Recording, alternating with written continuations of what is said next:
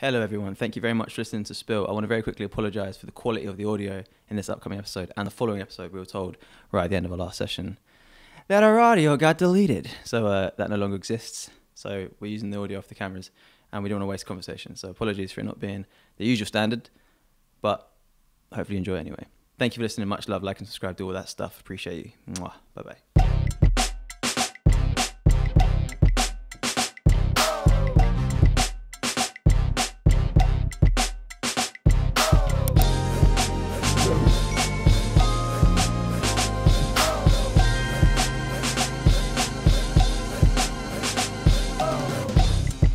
Hello everyone, welcome to Spill. Thank you so much for tuning in. We're here with myself, Lucas Jones, and Shean Williams. Thank you for joining us. First of all, thank you so much for everyone reaching out recently and just sending messages of love and feeling that you're resonating with the podcast. It means a lot to us. We started Patreon. If you want to join that, please join. You can join that. Yeah. Thanks so much. 100%. Link will be nice little link that's just link will be somewhere here. Somewhere in the foreground. How are you, bro? I'm good. It's been a week being at home, which was cool. Let me interject there with a huge congratulations to you, bro, for absolutely killing the arena tour you just been on with Mr. Craig David. Congratulations, brother. I saw you at the O2 and it was a spiritual experience, brother. I could have cried, I had goosebumps. Wow. You were amazing, man. You know how I feel about that, but you were amazing. 100%. And do you know what? It was amazing just to be in that act of service. I think sometimes we're fortunate enough to work in what we love. Mm-hmm. So I feel like we start a little further ahead than most people anyway. Yeah.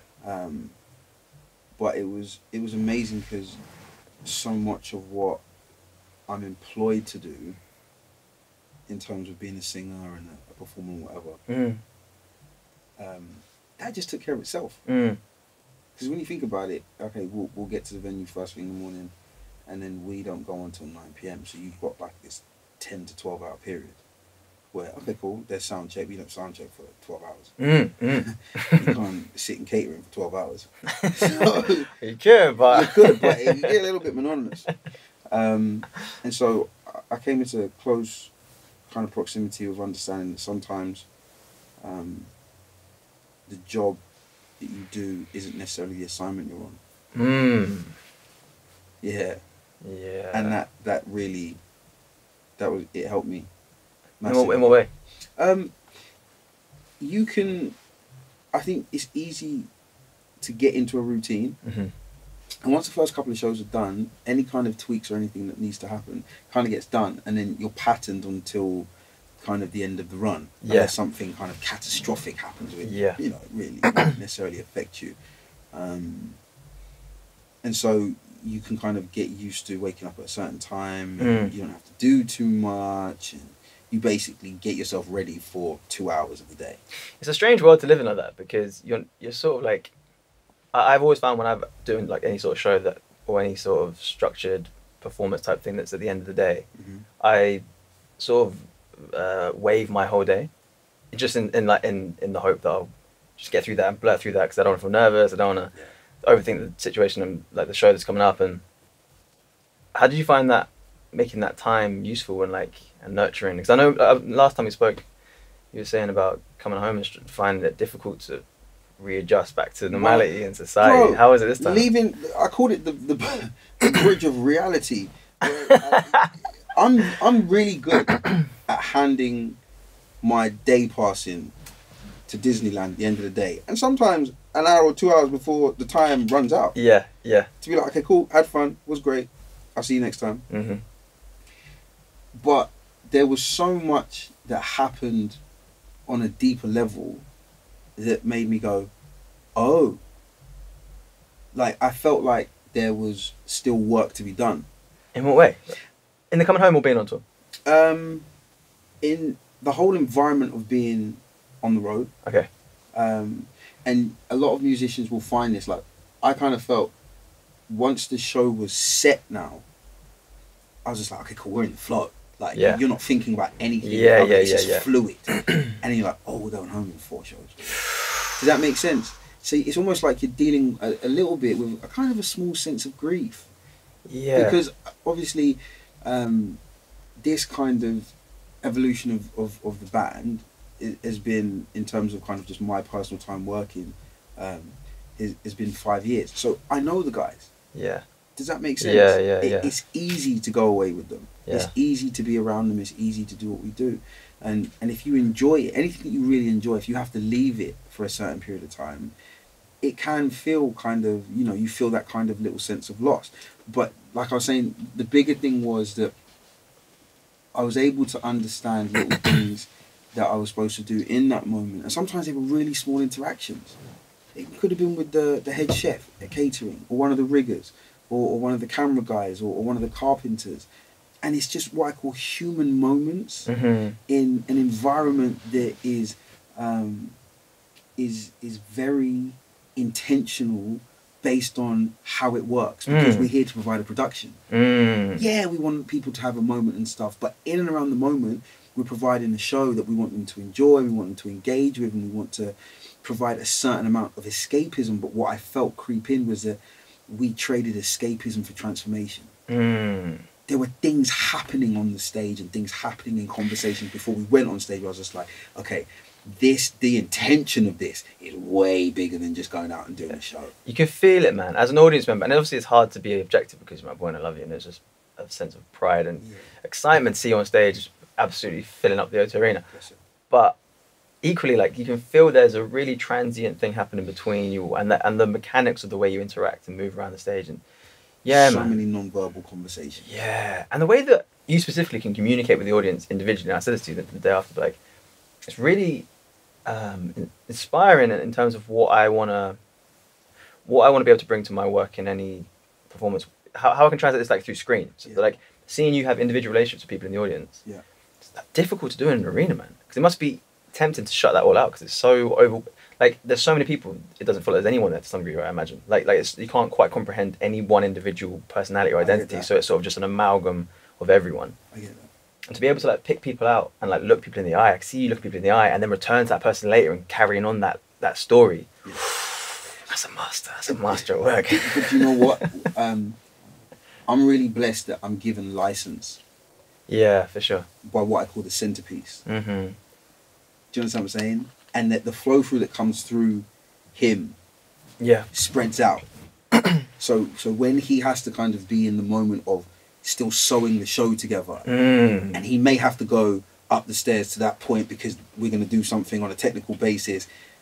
That's why I talk about the non-verbal conversations. Yeah. It'll be like, yeah, go. Yeah.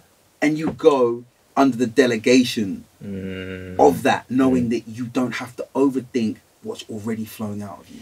Maybe that's where some of the grief comes from, because you exist in this space where you're transcending normal human communication. It's freedom, Lucas. It's freedom, yeah. Because language gets in the way, Lucas. A lot of the time. Language is, like, my girlfriend has some type of conversation where I'm like, we're trying to say the same thing. And I can't communicate what this idea is. And it's a different translation. Yeah. And I think that's that time spent collectively allows you to understand what is and what isn't happening at any given space or time. So then when you can come and you can see that interaction objectively, it means that the intention through which I was given the space to do that was pure. Yeah. And I think that's the dream. Yeah. Do you know what I mean? Yeah. And then you obviously have to deal with things on the human element. Do you understand what I'm saying? And I'm not, what's the word? I don't back down from being able to express to you when I get things really right and when I get things really wrong. This is something we should talk about today. Okay. And especially it's fitting that it's in a sort of stage showbiz dynamic, because there's been some stuff going on, man, in the world, in the media, like big headlines, Oscars, Will Smith, Chris Rock thing, we've been a chance to talk about. Yesterday, the Dave Chappelle thing. The fuck, man. Like, yeah. It's I think being people. People being people, but do you know what? Like, it feels very what's the word? It feels very telling of the state of the world we're in for these events, because places like the stage used to be a sacred, or not used to be, but the idea of a stage is that it's a sacred space of safety between the performer and the audience, and that there's a clear distinction of fantasy and reality, hence the fact it's elevated and it's lit and it's that whole dynamic. Yeah. And the sort of blurring of those two things happening more commonly, Mm-hmm. I feel like there's a really clear correlation between the sort of falling away of the facade of that idea, the myth of being a celebrity, the myth of being like anointed above the people. I don't know. It feels. That wasn't the most articulate way to word that, but no, like, but I do you know what I mean? What I'm saying. Do you know where I think it's really it's grown from? Mm. And I don't mean this in a negative way, because I think to everything that sometimes feels negative, the negativity has been drawn out of what I call a pure intention. Mm-hmm. Let me simplify that. Every lie has an element of truth in it. That's Right. what makes it sellable. Right. Otherwise, you'd just be able to pull it out and go, well, no, that's wrong. Yeah. Yeah. So then the lie has to have some element of truth that resonates with you, that makes you then question the legitimacy of why that story wouldn't go that way, for you to be like, oh yeah, because if that happened, then it surely had to. Do that make sense? Yeah. Yeah. So then what I'm trying to say is that the overinvestment of this social media age has completely torn down walls and has made boundaries non-existent. So That's interesting. So the performer That's interesting. Yeah. and the audience is the same person. Is amalgamated now. It's one and the same.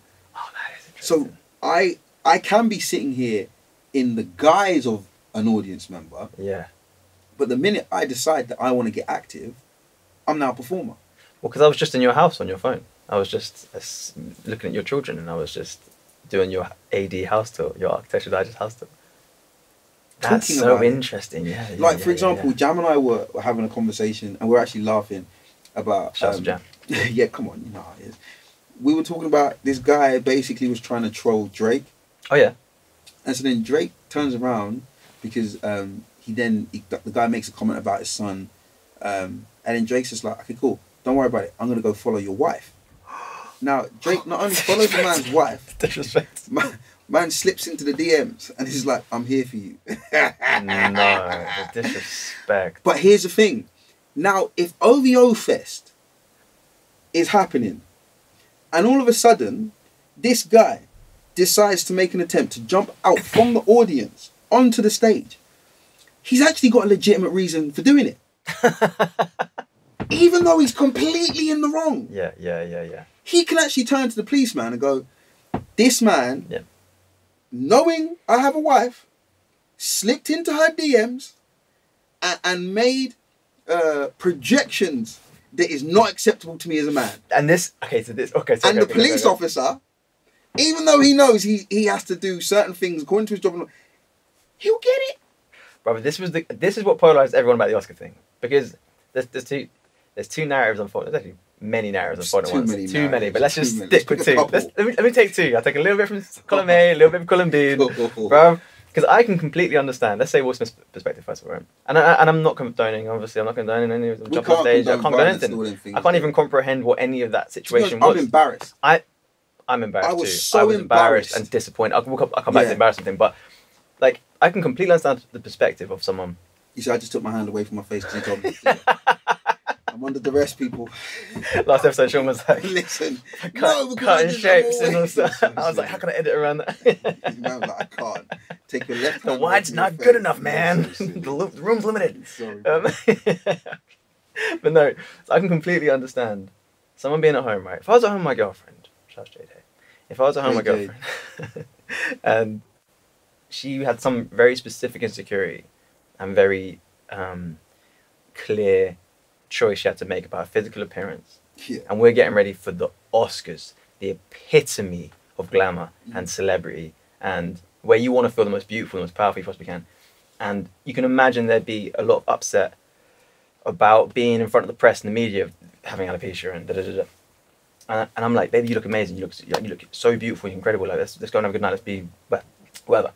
And we get there, you sit in front row, and you've got all the context of that with you, and it feels very like that's the forefront of your mind. Yeah. And then someone makes a throwaway comment.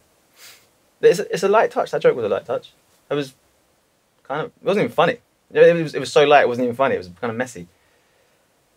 I can imagine getting that immediate It's that kid at school. I said this in my Instagram story. It's that kid at school that was getting it left, right, centre all day for years and years and years. And one day someone makes one little comment like, "Bro, your nose looks weird."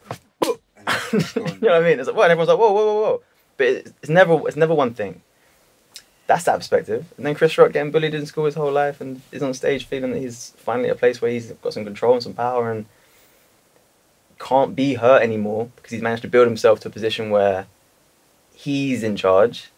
And the most powerful man in Hollywood, arguably, walks up in front of 1 million people, way more than 1 million, and slaps him in the face and turns his back on him and walks away. Yeah. As you all know, because you've seen it.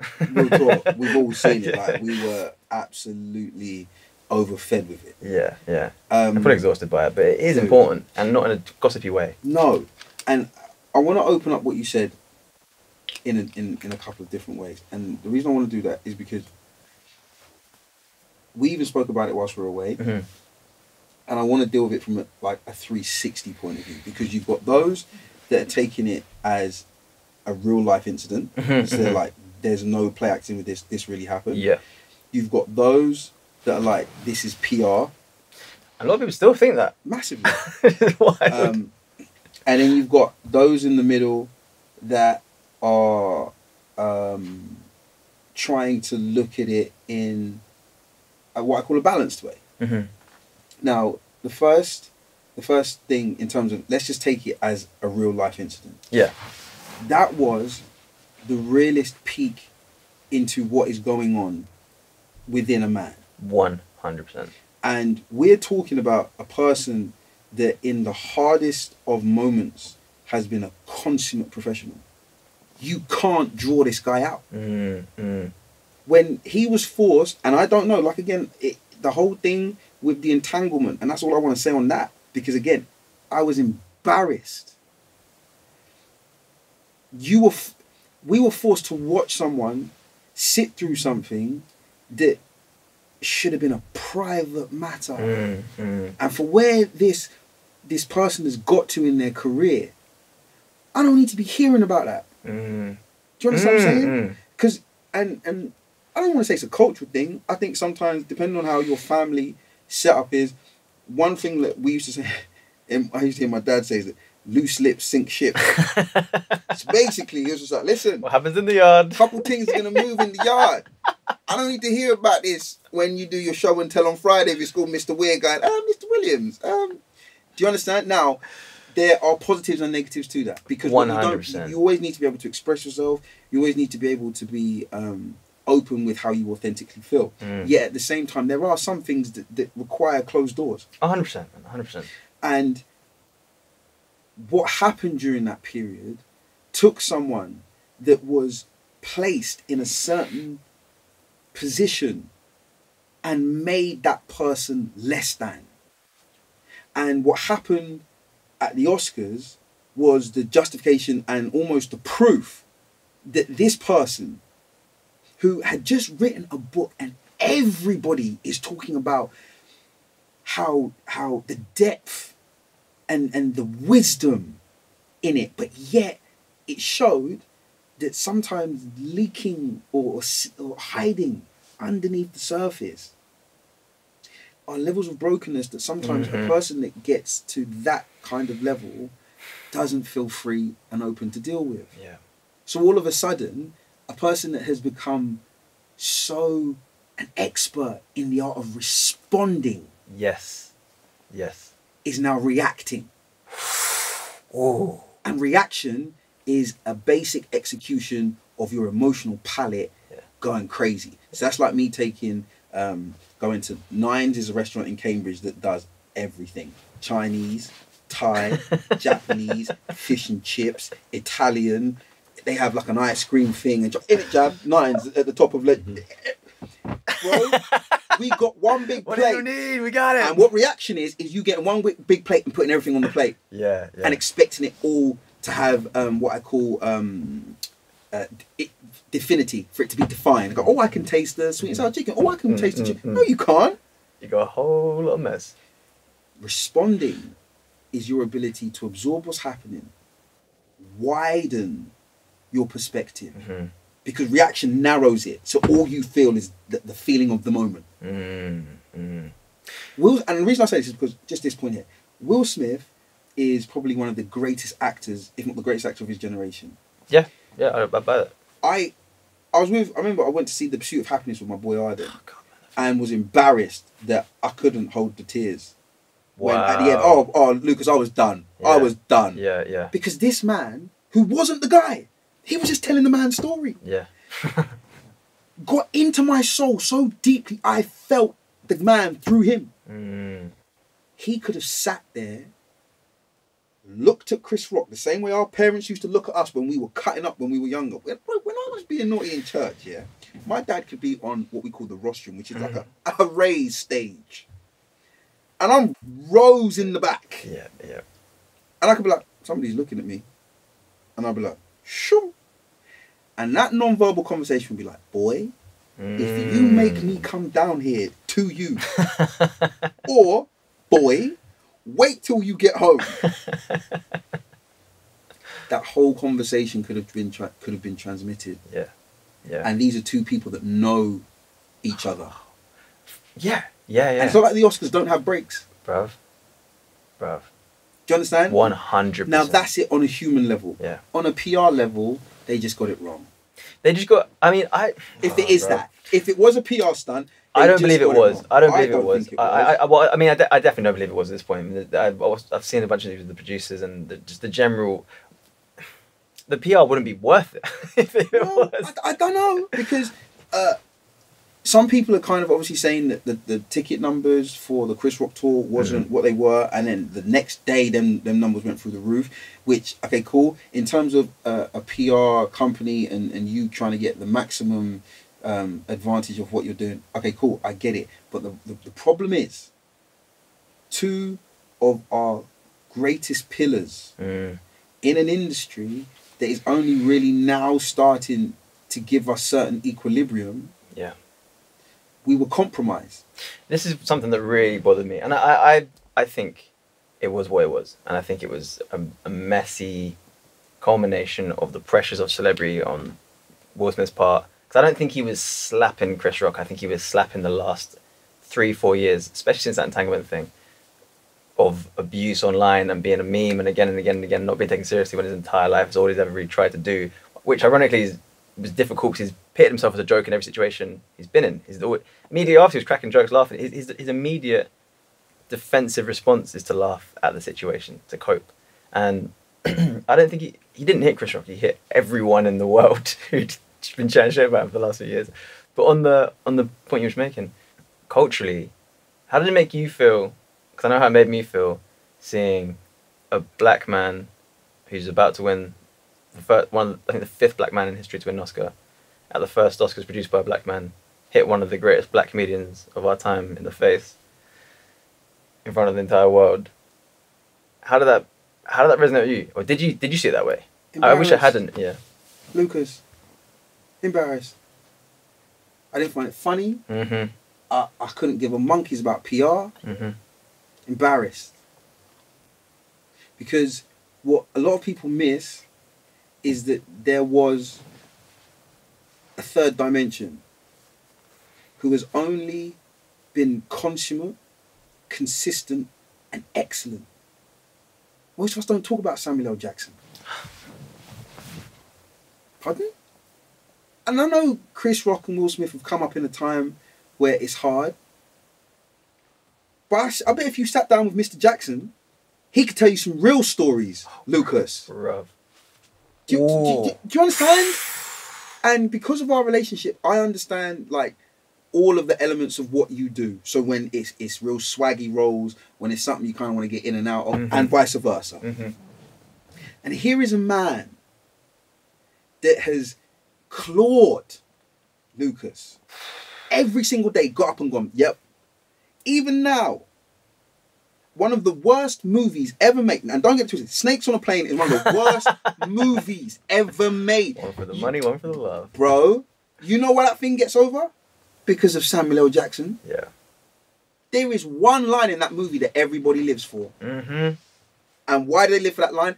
Not because Samuel L. Jackson found some new translation to interpret this character. Samuel L. Jackson did what Samuel L. Jackson's been doing for the last however many decades. Yeah. Dropped the line, and in that moment, we lost his character, found Samuel, and it was just like, I'm done.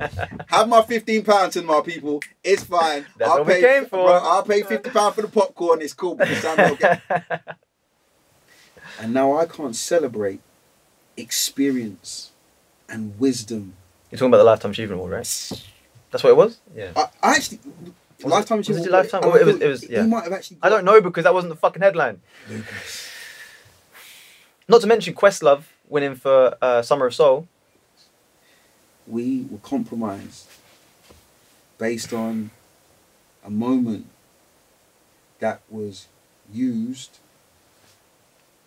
in a way that it was perfectly disguised, because you can't sit and say that no one else has ever done that. Like I listen to Ricky Gervais and sometimes I've got one of those weird sense of humours where sometimes I like weird stuff. Yeah, do you know what I mean? Yeah, Ricky Gervais makes me laugh. Ricky Gervais is a comedy genius. He makes me laugh. Some of his opening gambits in the last Oscars. Oh, the Golden Globe. Golden Globe. Yeah. He had no right saying that. But everyone. But it's hilarious. It's genius. But that's also the function of that setting. Thank you. It's the court jester to the king, man. So then how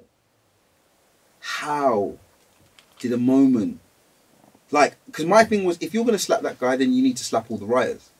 Unless you're completely aware that Chris Rock came in and said, all right, guys, this is basically my scripting for the whole night. We know that's not how it works. Well, apparently, according to the producer, they were watching on the backstage on the screens were, and he went off auto cue, and they were like, it's all good. It's Chris Rock, man. He can handle being off auto cue. Then he started riffing. So that came, which is why it's not a funny joke. It's why it came off just like offhandedly, kind of like, it's not really a punchline. It's a bit throwaway. So on that point, he was riffing. So maybe there was a rehearsal that they saw, and that wasn't in there. But you're sitting at the front row of the Oscars, and you're one of the most successful, privileged men alive. You need to be able to handle someone coming for your family, but then you are just a person. You are just a person, and I don't condone the reaction, but this is why it's so messy, because I think we all see exactly how we could all be confounded in any one situation. The only person who handled it well was Chris Rock. Yeah, for sure. Because I know a lot of other people that would have turned into something very, very messy very, very quickly. Bruh. I think at the root of it, we have to remember that we're humans. Yeah. We're humans. And we are prone to break down when the pressure gets too much. And I think the moral of the story is we have to stop living so much in projection and really activate our perception a little more. And realize that what it looks like isn't always what it is. Do you understand what I'm saying? 100%. And if more of us can exchange being entertained for wanting to be educated, we can make the places that we live in better, and the spaces we live in, whether that is your workplace, whether that's your home, whether that's your social environments, because even in friendship groups, there'll always be that guy that everybody will ride. Do you know what I mean? And he's learnt to play that position because this is how I fit in this space. And for as great as Will Smith is, he's probably heard things and he's probably had to deal with things where he knows if he goes and acts how he feels, they won't let him be who he is. And we had a conversation yesterday where we were talking about the ability to be vulnerable with those that you love most in your lamb state, so that you can actually be in a position where when you have to be protected, you have no problem being a lion because you know that your lamb hasn't been exposed and it's safe. Yeah, man. We should unpack that a little bit. I think people would be interested in that. Like the whole, because we were talking yesterday at lunch about both taking up like combat training and fighting, and then I've started doing Muay Thai and you started UFC, like MMA training stuff. and that's something very alien to my life previously. I know I'm quite a gentle person. I'd like to say. I mean, not always. I'm multifaceted like anyone else. And that lamb and lion thing you're talking about, but like, it's not necessarily my. I don't feel excited before every class. I think, oh god, I'm going to stand around those big men who are going to hit me. You know what I mean? Like, it makes me intimidated. But it's really, I'm seeing so much benefit from it. I think I've suppressed a lot of aggression and suppressed a lot of. I don't want to say violence. That's not the positive phrase to use, but confrontation kind of goes back to that conversation we had about being good and nice. Yeah. You have to feed those aspects of you 100%. And I think I've equated violence and combat fighting to negative masculinity rather than learning to harness that to be a better man. 100%. Do you see what I'm saying? Because you said something yesterday that was really powerful. You said the difference between a trained fighter and a non-trained fighter is night and day. Yeah. Because when you're now dealing with a person that hasn't gone through the process you've gone through, it's almost like their whole body becomes bullseyes.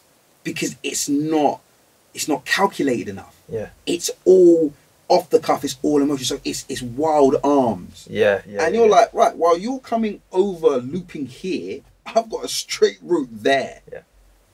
Now, even in the conversation we were saying, I've watched way too many Kung Fu movies. Quite seriously, and my dad loved them as well. So I've just always, and it's weird because I've always liked conflict. This is the weird thing as well. In my what I've tried to consume, I must have always loved conflict to some degree. It's sort of buried somewhere in there. Because when I track it, I'm like, actually, I was like, I loved that thing growing up, and I loved it. And I've this idea of myself that I don't enjoy those aspects of reality. Because I think they're negative things. I thought they were negative things, and they're not. They can be really positive, beautiful, powerful, disciplined things.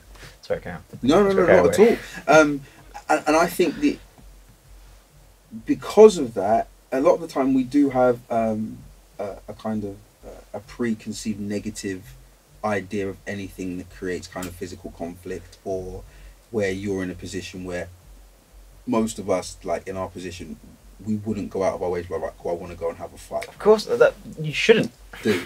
But there are, it's like anything else. It's knowledge. And that knowledge on a physical level, it gives you information on a mental level, because now I'm more relaxed in the moment. Yes. That means that I'm not going to the extreme. Yes. Now, I've always been a person that can, like, I'll verbally diffuse a situation because nobody's got time for that. 100%. And a lot of the time, because of, if you do something consistently well for a long period of time, people will know you for that. I'm not really trying to have people around town going, well, yeah, I saw a little conversation and my guy picked up thing and it went off. 100%. I'm not really trying to have that. But what even we were talking about is that there comes kind of like a calm confidence. Yes. Where you can allow a person to go sit and say, listen, you do not have the capacity to swim in the depths of what you are about to jump into.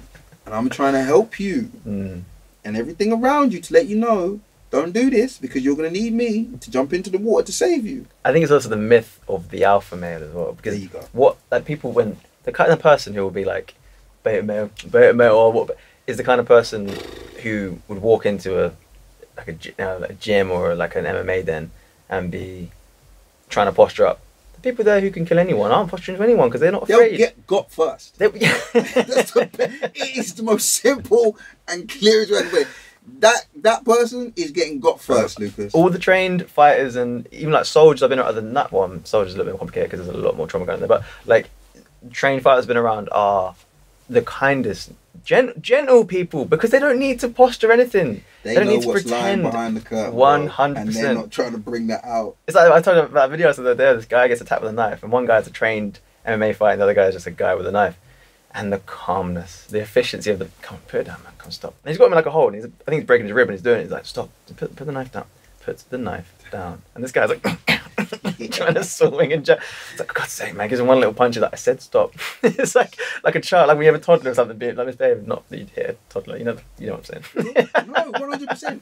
But as you were talking, I was just thinking, and the deepness is that at the root of it, and I mean, from Samuel L. Jackson's consistency to what happened in the altercation at the Oscars, to what you and I are talking about with stepping into kind of new little realms and elements of what we're doing. Submission. It goes wrong when you refuse to submit. Oh.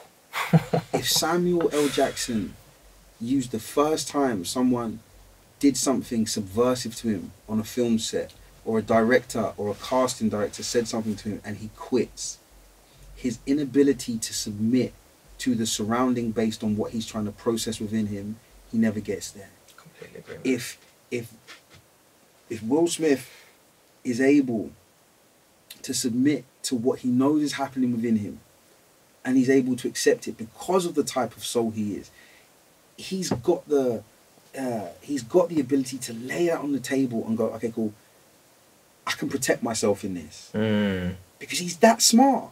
But submission also doesn't mean letting yourself be walked all over and being flung and that's out. the problem. It means, sorry brother, go on. No, but what you're saying is perfect. Yeah. We have the same way we were talking about, or you were saying why you didn't want to necessarily kind of get into the mixed martial arts kind of discipline of fighting and training and stuff, was because you had a version of masculinity that was negative that was attached to that. Yes. So you didn't want to submit to something that you felt was inherently toxic. As men, we don't talk because inherently we've been taught it's toxic. Yeah, exactly. The thing that will release you. So dude, Yeah, 100%. so his meme of him sitting at that red table with red eyes. Like, I've been that guy, Lucas, where you want to cry. It's there, you know. But all you're praying is like, just please, tear, do not drop. Yeah. Because then I lose. And I heard something that was amazing in a lecture. Tears is God's way of allowing you to ventilate what's happening within you without verbalizing it. Because it's pressure. And for most of us as men, crying is a weakness. It's a weakness. That's what we're taught. But yet, the thing that's a weakness is actually going to depressurize the situation and allow you to gain perspective so that you can actually carry on. I kind of look at it like laughter, man. I don't berate myself when I crack up laughing. Because my body is a natural response to stimuli that responds irrespective of my intention around it. And you are producing chemicals within the body that's healing you and making you feel better from the inside out. 100%. It's like trying not to bleed if you're cut. I'm sorry, bro, you're cut. Let yourself bleed. Let yourself bleed. So can you understand that sometimes it's so easy to get caught up with the action and miss the whole truth and the reality, which is actually hidden in the intention. Which is why the people that were reported to have gone straight to him when it happened, it had to be Tyler Perry. It had to be Denzel. Denzel bar, man. Listen. At your highest moment. The devil comes for you. Oh, Lord. And what did they do? Denzel prayed, Tyler talked. What did he need? He needed to talk. Bro, he needed to talk a while ago. Of course he and did. not in the red table format. And I also don't want to... The other thing is, I don't know how you feel about this, but I don't particularly feel that Jada Pinkett Smith should be as vilified as she has been either. She had, like... I think the way that conversation has been expressed around that whole red table thing, I think that's way more mutual than that conversation allowed. 100%. There's a lot of stories about him seeing other people and da-da-da-da. I think the way that the context of that, the communication breakdown around the embarrassment of that situation and the weird discomfort made it seem as if there was an imbalance in their relationship. I don't think that's the problem. I think it's that they just refuse to let the relationship run its course. Lucas, some things, go home, turn off the camera, turn off the lights, shut the door because you're paying the mortgage and the bills. And when you man done figured it out, you come out and tell us. Feel me? I hear it, man. I hear it. I also don't know what they need or what they... I can't even... You know what I mean? I feel like... Privacy. Privacy, bro. Lucas, we said something at the beginning of this conversation. The boundaries are no longer clear. We do not know who is performing and who is the audience. So because you are throwing this out to everybody and going, here, everybody feels like they have a right to talk. Everyone feels personally connected to the outcome because you made it personal. That's the crazy thing. Every time someone picks up their phone and does an Instagram story or a live to their fans, they are inviting them into their life. And you then can't control the boundary. I've never thought of it that way. Because you give control. How can you give me something and then go, actually, no. Well, yeah. Whoa. Oh, it's a mess. So then, but it's only a mess if you continue to refuse to see how it can be cleaned. Yeah. Does that make sense? Yeah. Like, and I don't mean this disrespectfully, Lucas. This is the first time that you and I have spent time speaking about this situation. Yeah. This happened how long ago? It's like a month ago now. It's old news. Everyone's had a take on it. Also, like, we're not trying to give a hot take. I don't think it's a hot take situation. I think it's a deep... It's a hot mess. It's a hot mess and requires... Bro, that's what it is. And I think it requires a lot of genuine analytical, processing to see how this actually... What this means in our society. Because it's not just... Yeah, it is also just gossipy celebrity bullshit. But it's not just that. There's a lot more going on that we relate to. If you're not present in your own life, situations, family, this has the ability to take up your whole life, your whole existence. Yeah. Because I've seen too much. Celebrity, you mean? Or both? Right. No, because I've seen too much. To every cycle, there are 4 seasons. For every year you've been born, yeah? So let's say each year is a cycle. You've had 4 seasons in those cycles. Those 4 seasons are never the same. They're never the same. So why are you trying to convince me this guy only perpetually lives in summer? Bruv. Huh? Yeah. And now I must commentate on the basis that you only live in summer when I fully know to every year you've been here, there's been 4 transitional seasons. Yeah. Go away. Next. That myth has to die. We know now that myth has to die. We have to let that go now. There's a lot of things we know that we are not executing or activating because if you repeat something long enough, it will become habitual, and that will shape how you see not only yourself but everything else around you. You'll start believing those lies. You'll start speaking in that language. It's one of those where we have to remember that people are human. Yeah. And we have to give each other space to grow. We always have to treat people as humans, and which is obviously what you're saying. But I mean, on the basis of social media, going back to what we were talking about earlier, true. Obviously, we're commenting on these people that we don't know personally and don't know the ins and outs of their lives. So I'm adding to the fire, really. But in saying this, we have to remember those people are people the same way you are a person, your friends are a person, and any level of attention to that degree would harm you. Yeah. So maybe let's just never talk about it again and let people live their lives, or not that. But I mean, in terms of the direct attacking, if I'm in an objective position to understand, then I relent the ability to judge. On that note, thank you for listening to Spill, everybody. Always. That's our time.